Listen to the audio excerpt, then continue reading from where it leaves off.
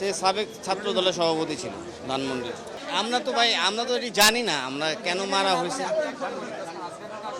আজকে সে কোর্টে হাজিরা দিতে আসছিল, আমরা বাসায় ছিলাম, তার ফ্যামিলির সাথে ফোন আসছে তার ওয়াইফের কাছে, তার ড্রাইভার ফোন করছে, হ্যাঁ, যে ভাবি বাইরে গুলি করছে, ঢাকা মেডিকেল নিয়ে গেছে, আমি ঢাকা মেডিকেল যাইতেছি, আপনারা আসেন। আজ সকালে আনুমানিক 11টার সময় রাজধানীর সূত্রাপুরের ন্যাশনাল মেডিকেল কলেজ হাসপাতালের গেটের ভিতরে একজন ব্যক্তি গুলিবিদ্ধ হয়ে মারা গেছেন। আমরা একটা ভিডিও ফুটেজে দেখেছি, তাকে দুজন অস্ত্রধারী ধাওয়া করে গুলিবিদ্ধ করেছেন।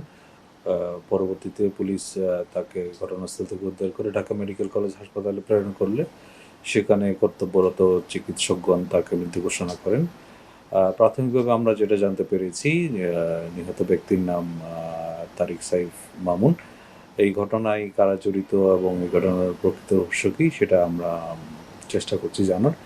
আশা করি খুব অল্প সময়ের ভিতরে ঘটনার জড়িতদের আমরা আইনের আওতায় নিয়ে আসতে সক্ষম হব, এবং এটা খুব প্রাথমিক পর্যায়ে রয়েছে তদন্ত।